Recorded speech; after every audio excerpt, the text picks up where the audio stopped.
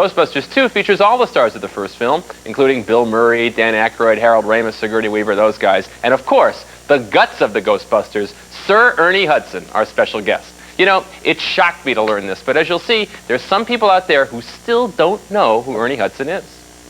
Ernie Hudson? To be honest, I've never heard the name. Ernie Hudson. I don't know. Ernie's an enigma. We haven't really figured it out. We have the tools, we have the talent. Isn't he one of the Hudson brothers?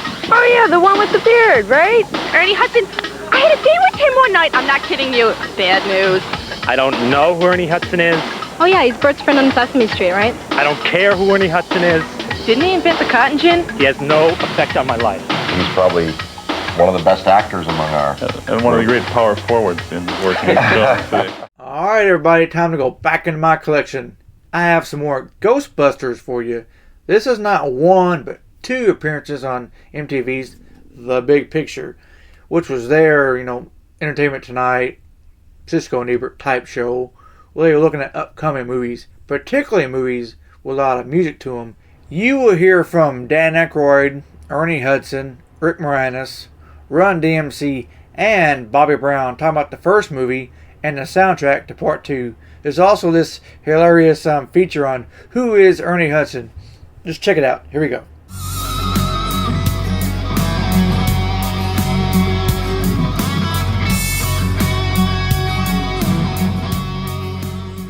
We've got indies, Trekkies, and preppies in the Big Five Countdown. We'll get an early look at Great Balls of Fire, and we'll hang with our special guests, Ernie Hudson of Ghostbusters 2, and Ghostbuster wannabe Rick Moranis, who's also the star of Honey, I Shrunk the Kids.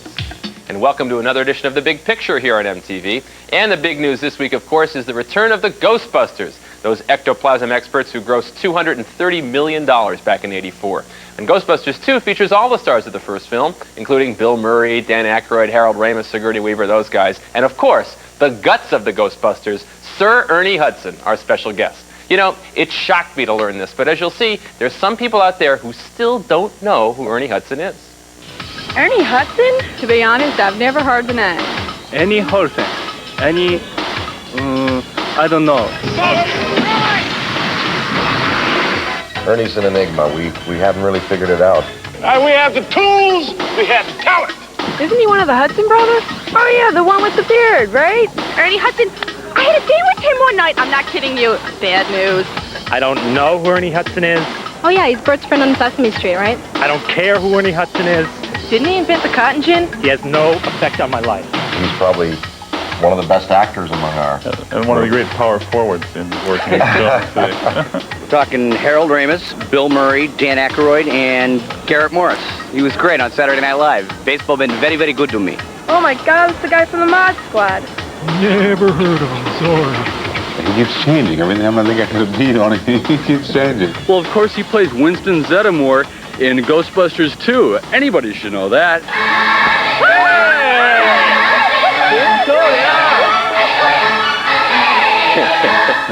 And here is the star of Weeds, Penitentiary 2, The Joy of Sex, Leviathan, and one ghost-busting legend, Ernie Hudson. Welcome. Thanks for coming in. Thank you. It's a pleasure. Pleasure to have you. Now, people just love Winston Zeddemore. You are like this huge cult figure now, huh? People stop you on the street and talk Winston Zeddemore talk to you now?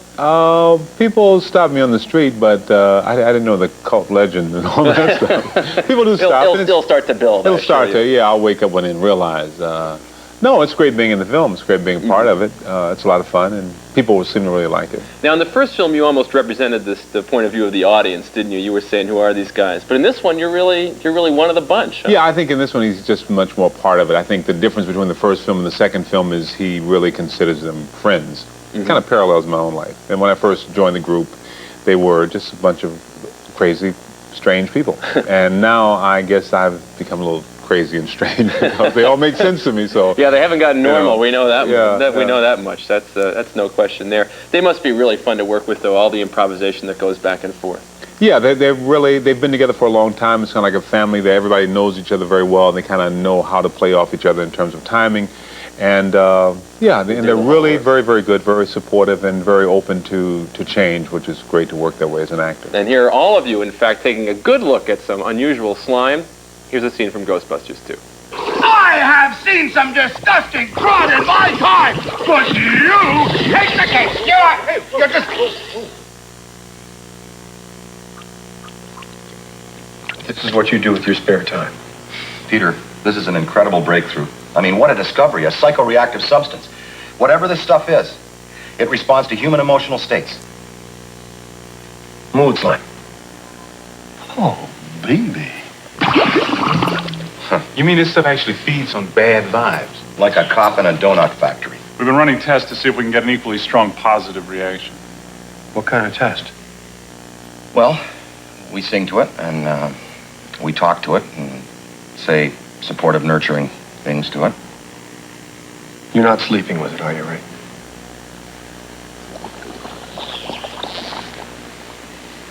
Oh, you. It's always the quiet ones. You hound.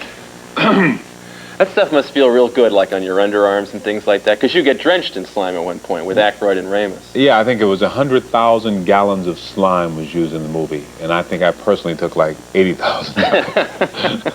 The slime king of Ghostbusters. Yeah. Huh?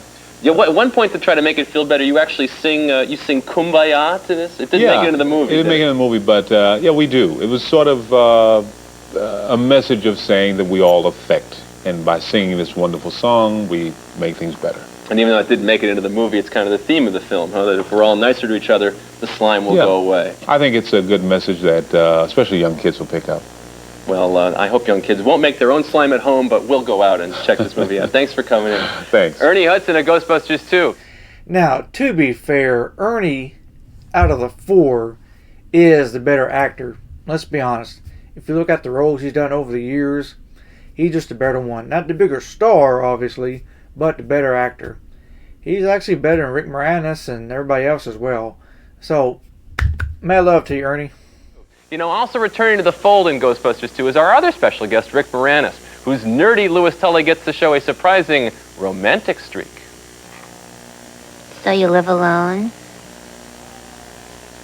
I used to have a roommate, but my mom moved to Florida. Oh. Why don't you come over here and sit with me? Okay.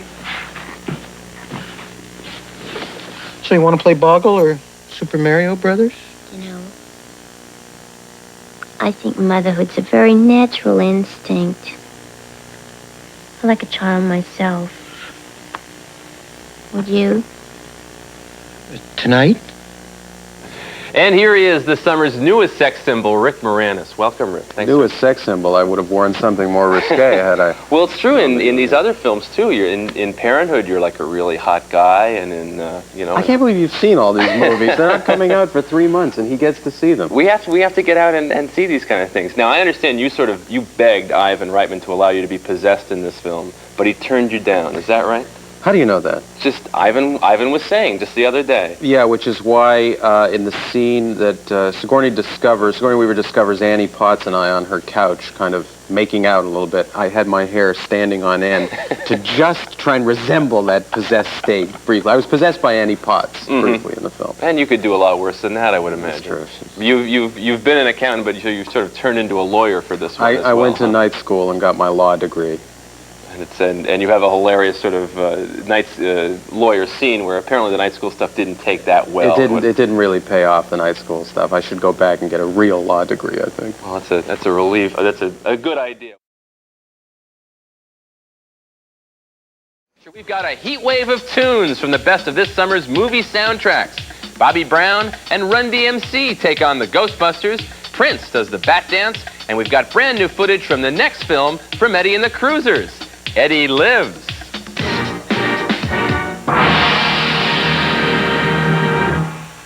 Hi, I'm Chris Connelly, senior editor of Premiere Magazine, and as they used to say on Facts of Life, welcome to a very special episode of The Big Picture. You can relax, though. We won't be talking about teen suicide or unwanted pregnancies or anything like that.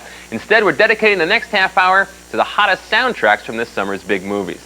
Now, it's been some 20 years or so since director Dennis Hopper pulled together probably the first multi-artist rock and roll soundtrack. That was with Easy Rider. And since then, the music has played a key role in the making and the marketing of some big-ticket movies. Now, last summer was kind of light in the soundtrack department, except for those 2 #1 hits off of Cocktail. But in 1989, they're out in full force. And leading the way this summer is, of course, Ghostbusters 2. Now, the original Ghostbusters anthem, which was written by Ray Parker Jr., was kind of a tough act to follow. But that didn't stop Bobby Brown from signing up for the sequel, and he even got a small part in the film for his trouble. Now, a while back, we tracked him down during the making of his video from the film, On Our Own. Watch. Hi, this is Bobby Brown, and we're on location here at the On Our Own video. We're going to talk to Mr. Brown in a few minutes. Watch. But right now he's getting makeup. I am a reporter from MTV, and I just want to talk to you about this guy, Bobby Brown. Who's he? We don't know where he is though right now. He's not here? No, we're holding up, most of the crew waiting for him. Oh, boy, he's late again, huh? We know where he was. He was off getting him some of that Whitney Houston. That's embarrassing. The guy is always late, they say, So, you can believe it. He's always late. He's not here. He might be down there. Oh. Yeah, that's him. Yeah. Okay, we're going to get back to you. Bobby is right down here. Thank you. Consider that guy. Also turning up on the soundtrack are Run DMC, who stomped out their own version of the title song, and joining us right now is Run DMC. DMC. Thanks for coming in. What's up? Now, how did you wind up doing this? What did they tell you when they said we want you to do a new version of the Ghostbusters song for the film? From my understanding, from what I was told, what happened was... Yes. Jason called me from L.A. saying that they wanted us to do it, and he asked me was I with it, and I felt like I'm a Ghostbuster. If anybody's a Ghostbuster, I'm gonna bust some ghosts, cause I ain't afraid of none. So I met Ray Parker Jr. back in the day, and he looked pretty much like a Ghostbuster of that time. So we're the new Ghostbusters. This is what came to my mind. We are the new Ghostbusters. That makes sense. Did they let you look at the film first before you did it, or did you just guess what was going to happen in the movie? We just knew that we were Ghostbusters, and ghosts deserve to be bust, except Casper. I always wondered who Casper the Friendly Ghost was before he died. Charlie Brown. I'm glad to know that. Here's a look, in fact, at the video for Ghostbusters Rap.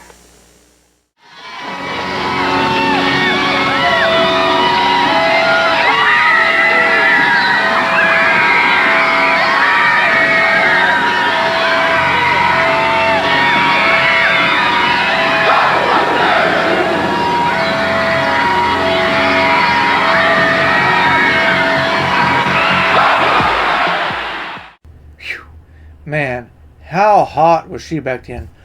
Whew, smoking. Well, that looks like good stuff. Now, you obviously got to meet the guys in the Ghostbusters, yes. Right? Yes. Sigourney Weaver. What was it like? Did you meet Bill Murray? Did you get to hang with him at all? He was the coolest out of everyone on the set. Everybody else was kind of like, Sigourney Weaver and them was cool. They gave us some. Dan Aykroyd ain't say nothing. He was mad about something. Maybe he had home problems or something. Just a bad day. Yeah, bad day. I've always liked his work, but Bill Murray was the best. What was he doing? Cooling, laughing, chilling. First, he wouldn't give me the laugh that I deserved because I was making jokes.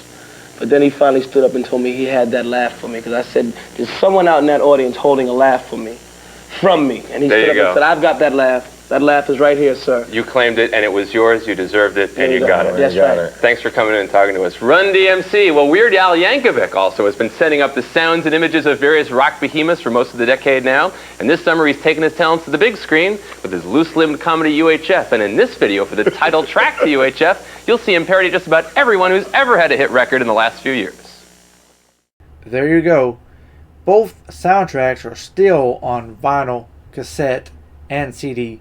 Remember, eBay and Amazon is your friend. And no, I do not get paid by them to say that. You should just buy the soundtracks because they're awesome. Anyway, stay tuned because you never, ever know what I have in my collection. What other Ghostbuster treats I have spooking around. Ooh, stay tuned to find out.